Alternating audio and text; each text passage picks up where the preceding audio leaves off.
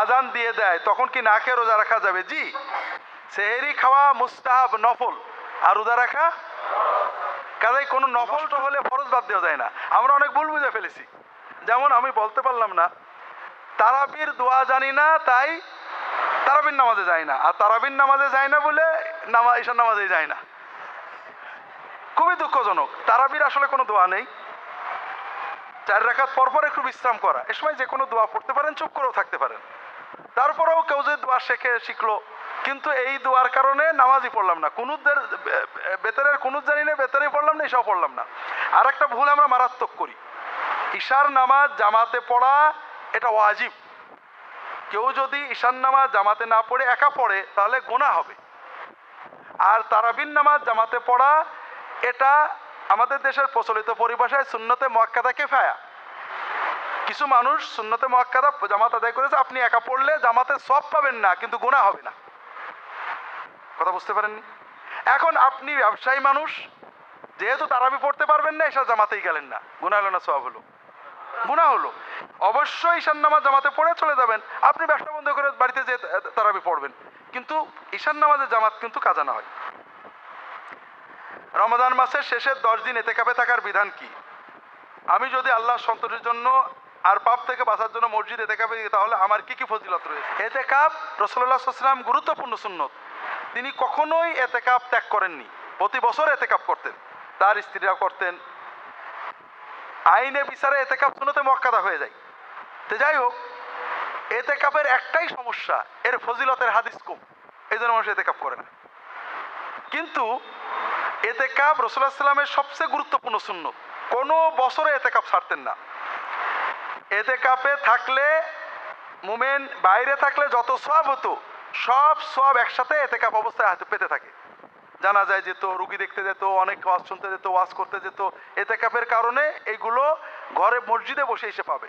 সবচেয়ে বড় হলো এতেকাফ হলো আল্লাহ তাআলার সাথে বান্দার কলবের সম্পর্ক গভীর করা। আপনারা কোয়ান্টাম শুনছেন না, ধ্যান টান করে, এটা প্রথম দিকে গোলালু, শেষের দিকে শিরক। কিন্তু কোয়ান্টামে যা পাবেন, আপনি একবার এতেকাফ করেন, আপনার অন্তরের যে মানে আন্তরিকতা, আনন্দ, ফুর্তি, আল্লাহর রহমতের অনুভূতি বাড়বে, এটা আপনি কল্পনাই করতে পারবেন না। কাজেই আমরা চেষ্টা করব রমজানের শেষ 10 দিন এতেকাফ করা, যে কোনো জামে মসজিদে, তবে বিশেষ করে যে জামে মসজিদে ভালো মানুষেরা এতেকাফ করেন, সুন্নাহ পালনকারী মানুষ, ভালো মানুষ আশেপাশে এতেকাফ করে, এরকম মসজিদে এতেকাফ করবেন, এটা ভালো হয়। যে কোনো জামে মসজিদে এতেকাফ হবে। এতেকাফ অবস্থায় যথাসম্ভব দুনিয়াবি যোগাযোগ কমিয়ে দেবেন।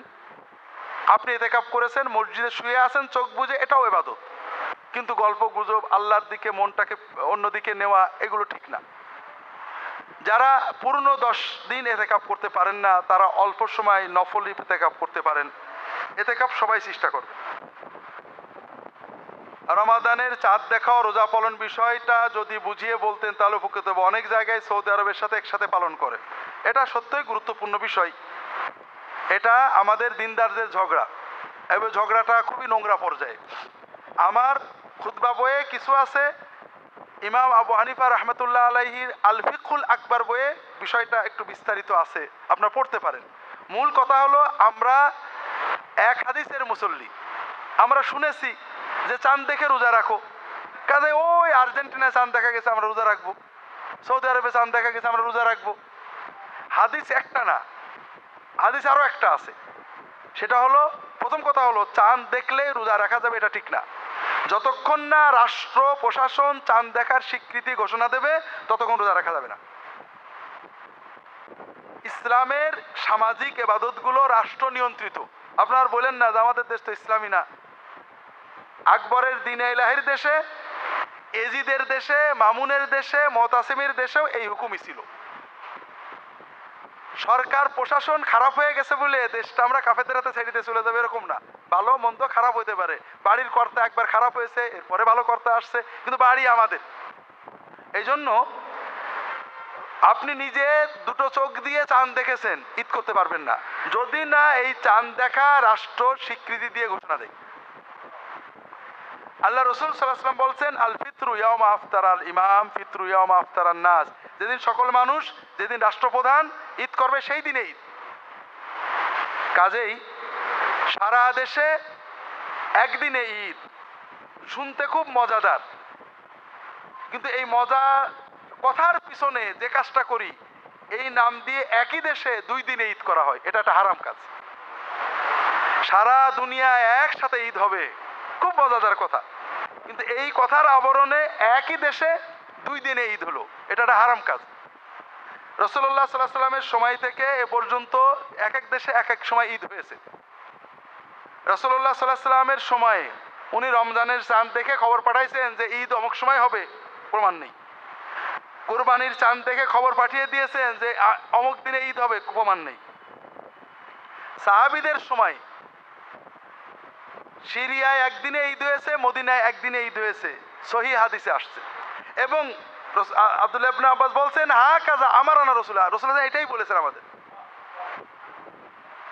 এবং এই কাজের দ্বারা কোনো ক্ষতি হয়েছে, শবে বরাত মিস হয়ে গেছে, আহা মুসলমানদের ভিতরে এক এক দিন এক এক ঈদ হওয়াতে আমাদের ঈমান আমল নষ্ট হয়ে গেল, কাজে আগামী বছর থেকে যেন না হয় এই জন্য আমরা চেষ্টা করবো, সাহাবীর এটা বোঝেননি। আমাদের সমাজে একটা কথা আমরা ছোটবেলায় পড়তাম, কার্ল মার্কসের চেয়েও কঠিন মার্ক্সবাদী, মাও সেতুং এর চেয়েও কঠিন মাওবাদী। এটা কি হওয়া যায়? হওয়া যায় নাকি? সাহাবীদের চেয়েও বেশি ইমানদার হওয়া যায়? যেটা সাহাবীরা মেনে নিয়েছেন, কষ্ট পাননি, আপনার মানতে কষ্ট, আপনার ইমান সাহাবীদের চেয়ে বেশি বুঝি না। এই জন্য বলা হয় মা ওয়াসিআহুম ইয়াসাউনা, তারা যেটা মেনে নিয়েছেন আমরা সেটা মানতে বাধ্য। এই জন্য দেশে প্রশাসনিকভাবে যেদিনে ঈদের ঘোষণা দেওয়া হবে, রোজার ঘোষণা দিয়ে ওই দিনে করবেন। এতে যদি সরকার ভুল করে গুনাহ সরকার হবে, আমাদের নামাজ রোজার কোনো ক্ষতি হবে না। এটা তাবেঈনদের যুগ থেকে বিভিন্ন বক্তব্য আছে, আপনি আমার আল ফিকহুল আকবরের অনুবাদ যেটা করছি ওটা পড়লে কিছু পাবেন। ফিতরা যদি টাকার হিসাবে দেওয়া হয় সেটা কি বৈধ হবে? ফিতরা খাদ্যের হিসেবেই হবে, অর্থাৎ ফিতরার বিষয়টা জটিল, আমরা ফাঁকি দেওয়া পছন্দ করি, আমরা গম দিয়ে ফিতরা দিই, ঠিক না? আছে ফিতরা 5টা খাদ্য আছে, পনির, জব, কিশমিশ, খেজুর, গম। পনির, জব, কিশমিশ, খেজুর এই 4টে হলে দিতে হবে 1 সা, 3 কেজি 300 গ্রাম। আর গম হলে অর্ধ সা, হাদিসে আসছে। তো আমরা গম কেন দিই? গম হাদিসে অর্ধ সা কেন? গমের দাম বেশি ছিল, গম মানুষের প্রিয় খাদ্য ছিল, জব খাইতে খাইতে মানুষ একেবারে হয়ে যেত, গম পাইলে খুশি হতো, এই জন্য গম অর্ধ সা দিলে হবে, হাদিস আসছে। কিন্তু আমরা গম কেন দিই, আটা কেন দিই, ময়দা কেন দিই? আমাদের দেশে ময়দার দাম খুব বেশি, গরিবরা খেতে পারে না 12 মাস ময়দা, এই জন্য রোজার সময় দিয়ে দিই নাকি? বিষয় হলো ভাইরা, সাহাবায়ে কেরাম রাদিয়াল্লাহু তাআলা আনহুম তারা খেজুর দেওয়া পছন্দ করতেন, কাজেই 3 কেজি 300 গ্রাম খেজুর দেওয়ার চেষ্টা করবেন।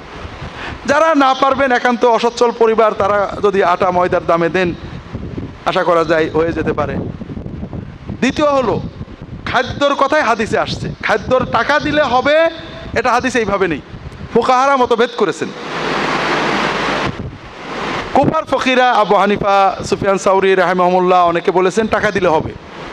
তাদের যুক্তি জাকাতেও যেমন বলা হয়েছে, ফসলের জাকাতে 20 কেজিতে 20 মনে 1 মণ দিতে হবে বা 2 মণ দিতে হবে, কিন্তু কেউ যদি ফসল না দিয়ে টাকা দেয় হয়ে যাবে, কাজেই ফিতরাতে কেন হবে না? এছাড়া অনেক সময় খাদ্যর চেয়ে টাকা দিলে গরিবের উপকার বেশি হয়, কারণ খাদ্যটা তাকে বেচতে হবে, বেচতে দাম কম পাবে, কাজে টাকাটা হলে সে বিভিন্ন খরচ করতে পারবে। অনেক সময় খাদ্যতেই উপকার বেশি, আপনি যদি সেমাই, চিনি, খাদ্য কিনে দেন ও বেচতে পারবে না, আর যদি টাকা দেন ও খরচ করে পারবে, বাচ্চাদের সেমাই কিনে দেবে না, এরকম হতে পারে। ফিতরা যদি ঈদের কয়েকদিন পূর্বে দেওয়া যায় সমস্যা হয় কিনা? ঈদের নামাজের আগে দিতে হবে, পূর্বে দেওয়াটা জায়েজ হবে ইনশাআল্লাহ, সাহাবীরা আগেও দিতেন বলে রেওয়ায়েত আছে।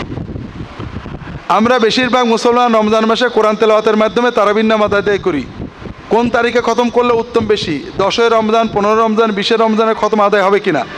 বিষয় হলো রমাদানে কোরআন শোনার জন্যই জামাতে তারাবি। তারাবি মূলত নফল নামাজ, সুন্নাত নফল, যে নামাজ কোনো নফল নামাজে এবাদত, কোনো নফল এবাদতে জামাত নেই। এজন্য এটা একা পড়াই মূলত আইন। আমরা জামাতে কেন পড়ি? কোরআন শোনার জন্য। কারণ সবাই তো, ওমর রাদিয়াল্লাহু আনহু বলছেন, সবাই রোজা রাখে কিন্তু সবাই হাফেজ না, কোরআন পড়তে পারে না, বেশি পড়তে পারে না, অল্প পারে। এই জন্য একজন হাফেজকে দিয়ে কোরআনটা শোনা। এটা তারা 1 খতমও করতেন, 2 খতমও করতেন, 3 খতমও করতেন। অন্তত একবার পুরো কোরআন শুনতে পারলে ভালো। আর পুরো কোরআন শুনলে কেউ যদি 10 দিনের শুনে নেয় আলহামদুলিল্লাহ, তবে 10 দিনের পরে কিয়ামুল লাইল মাফ হবে না, ওটা পড়ে যেতে হবে। আপনি সূরা দিয়ে পড়লেও পড়তে হবে। আর 29 তারিখে করতে পারেন, আমাদের দেশে 27 তারিখে করা হয়, এটা 27 তারিখেই করতে হবে। এটা আবার জরুরি মনে করলে সমস্যা। রোজা রেখে সাঁতার কাটলে অসতর্কতার কারণে যদি মুখে দিয়ে পানি প্রবেশ করে তাহলে রোজা হবে কি না। বিষয় হলো, আমি রোজা আছি মনে নেই, খেয়ে ফেলেছেন, রোজা থাকবে। আমি রোজা আছি মনে আছে কিন্তু অনিচ্ছাকৃত ঢুকে গেছে, এটাতে রোজা থাকবে না থাকবে না এটা নিয়ে ফুকাহাদের মতভেদ আছে। এটাতে রোজা ভাঙবে একটা জোরালো মত। কারণ রাসূলুল্লাহ সাল্লাল্লাহু আলাইহি ওয়াসাল্লাম বলেছেন, তোমরা ওযু করার সময় কুলি করবে খুব বেশি বেশি করে, গড়গড়া করে, কিন্তু রোজার সময় করবে না। কেন? কারণ গড়গড়া করলে পানি চলে যাওয়ার ভয় থাকে। আমি রোজা আছি, ইচ্ছা ছিল না, পানি চলে গেছে, না, তুমি চলে যাওয়ার উপকরণটাই পথটাই বন্ধ করবে। তো এই জন্য রোজা আসি মনে আছে, অনিচ্ছাকৃতভাবে যদি কোনো খাদ্য পানীয় পেটে চলে যায় তাহলে রোজা ভাঙবে, এটা একটা জোরালো মত। আমাদের এলাকায় ঈশান নামাজের পর তারাবি হয়, এছাড়া শেষ রাতে অর্থাৎ 1:30 মিনিটের পর কোরআন খতমের মাধ্যমে তাহাজ্জুদ নামাজ পড়া। এই সম্পর্কে আপনার মতামত জানাবেন। তাহাজ্জুদই বলি, তারাবি বলি, কিয়ামুল লাইল, আগে পরে যেখানে পড়েন। রমাদানে কিয়ামুল লাইল জামাতে পড়া, আপনি প্রথমে 10 রাকাত পড়লেন, পরে 10 রাকাত, প্রথমে 20 রাকাত, পরে 20 রাকাত, প্রথমে কিছু পরে কিছু, এটা কিয়ামুল লাইল রমাদানে জামাতে পড়া। এটা আমাদের ফুকাহারাও বলেছেন, হাদিসেও আসছে, তো এটা ভালো। বরং শেষ রাত্রে হযরত ওমর বলতেন, মানুষ প্রথম রাত্রে পড়ে, শেষ রাত্রে পড়লে সওয়াব বেশি হতো। প্রত্যেক আরবি মাসের 1, 13, 14, 15 এবং প্রতি সোম বৃহস্পতি রোজা রাখার অনুমতি আছে কিনা? জি জি, এগুলো ভালো, সুন্নাহসম্মত রোজা। এই হিসাবে প্রতি মাসে রোজার সংখ্যা হয় 10টা 11টা। এগুলো হলো প্রতি মাসের প্রথমে অথবা শেষে, সারার অথবা মাঝে একটু ইখতিলাফ আছে। তবে 13, 14, 15 এটা রাখবেন, এটা অত্যন্ত মশহুর, অনেক ফজিলতের রোজা। রাসূলুল্লাহ বলেছেন, কেউ যদি 13, 14, 15 রাখে পুরো মাস রোজা রাখার সওয়াব পাবে। পাশাপাশি প্রতি সপ্তাহে সোম এবং বৃহস্পতিবার এটাও রোজা রাখতে রাসূলুল্লাহ বলেছেন, এবং তিনি নিজেও রাখতেন। প্রচলিত আছে রমজানে কোরআন খতম দেওয়া, তারাবিতে খতম করা সুন্নত। প্রশ্ন হলো, রাসূলুল্লাহ সাল্লাল্লাহু আলাইহি ওয়াসাল্লাম কি রমজানে কোরআন খতম দিয়েছেন? হ্যাঁ, রাসূলুল্লাহ সাল্লাল্লাহু আলাইহি ওয়াসাল্লাম রমজানে জিবরাইলের সাথে পুরো কোরআন খতম করতেন। যে রমজানে যতটুক খতম করতেন, শেষ রমজানে 2 বার খতম করেছেন। আর তারাবিতে কোরআন উনি পুরো পড়তেন, 1 সপ্তাহ 2 সপ্তাহে খতম হয়ে যেত, আর সাহাবায়ে কেরাম খতম করতেন। আমরা জানি প্রতি রমজানে জিবরাইল রাসূলুল্লাহ কোরআন তেলাওয়াত করে শোনাতেন, তার শুনতেন। কতটুকু শুনতেন? যতটুকু ওই রমজান পর্যন্ত আছে ততটুকু শুনতেন, পুরোটাই শুনতেন। যতটুকু ওই রমজান পর্যন্ত ততটুকু শুনতেন। সালাত আরবি, এর মধ্যে দেখে কোরআন তেলাওয়াত করা যাবে কিনা? সালাতে তারাবিও দেখে কোরআন তেলাওয়াত করা রাসূলুল্লাহ সাল্লাল্লাহু আলাইহি ওয়াসাল্লাম তো করতেন। সালাতের ভিতরে দেখে নবীজি তো পড়তেন, সাহাবীরা পড়তেন। এটা আসলে সুন্নতের খেলাফ। 1-2 রেয়ার ঘটনা পাওয়া যায়। একজন তাবেঈ, তার নাম ছিল যাকওয়ান, আয়েশা রাদিয়াল্লাহু তাআলা আনহার খাদেম ছিলেন। আয়েশা রাদিয়াল্লাহু তাআলা মাঝে মাঝে ঘরে জামাতে তারাবি করতেন, ওই যাকওয়ান ইমাম হতো, কোরআন দেখে পড়তো। এটা একজন সাহাবীর ইজতিহাদ। এটা দেখে অনেকে কোনো ফকি বলেছেন এটা জায়েজ আছে। আবার এই জায়েজ বাড়িয়ে আরব দেশে অনেকে এটা রীতি বানাই নিয়েছে, হাফেজ তারপরে দেখে দেখে পড়ে। কারণ ভুলটুল হয় কি না, এটা আসলে ঠিক না। রাসূলুল্লাহ সাল্লাল্লাহু আলাইহি ওয়াসাল্লাম, সাহাবীগণ, তাবেঈনগণ কখনোই আমভাবে কোরআন দেখে নামাজ পড়তেন না। এই জন্য তারাবির ভিতরে বা অন্য কোনো নামাজে, নফল বা ফরজ নামাজে দেখে কোরআন পড়া এটা ঠিক না। হক আদায় হয় না এমন পণ্যওয়ালা হাফেজের পিছনে জামাতে তারাবি না পড়ে ঘরে গিয়ে একা সূরা তারাবি পড়া ভালো কিনা? জি, ঈশান নামাজ জামাতে পড়া জরুরি, জরুরি, কোনো অবস্থায় ছাড়া যাবে না। তারাবির নামাজ জামাতে না পড়লে আপনার গুনাহ হবে না, হয়তো পুরো কোরআন শোনার সবটা থেকে মাহরুম হয়ে গেলেন, কিন্তু মূল সওয়াব আপনি পেয়ে যাবেন। যদি হাফেজ এমন কোরআন পড়ে যেটাতে মানে খুবই আপত্তিকর গুনাহ হয়ে যাওয়ার ভয়, আপনি ওই খতমে অংশ নেওয়ার চেয়ে একা মনোযোগ দিয়ে যতটুকু পারেন পড়বেন। তবে তাহাজ্জুদ, কিয়ামুল লাইল, তারাবির সুন্নত নিয়ম দুটো জিনিস, একটা হলো কোরআন তেলাওয়াতটা লম্বা করা, আরেকটা হলো রুকু সেজদা লম্বা করা। আপনারা কি বুঝতে পারছেন? তো রুকু সেজদা লম্বা করা আমাদের সহজ, রুকুতে তাসবিহ একটু বেরিয়ে পড়লাম, সেজদায় দু একটা দোয়া করলাম। আর সূরাগুলো যদি বড় সূরা না জানি, ছোট সূরা 4-5টা একসাথে পড়া যাবে, এগুলো পড়ে মনোযোগ দিয়ে পড়বেন, এতে সওয়াব বেশি হবে। আল্লাহু তাআলা আলাম। আল্লাহুম্মা সাল্লি আলা মুহাম্মাদিন নবিয়্যিল উম্মি ওয়া আলা আলিহি ওয়া আসহাবিহি আজমাইন। সুবহানাকা আল্লাহুম্মা ওয়া বিহামদিকা আশহাদু আল্লা ইলাহা ইল্লা আনতা আস্তাগফিরুকা ওয়া আতুবু ইলাইক।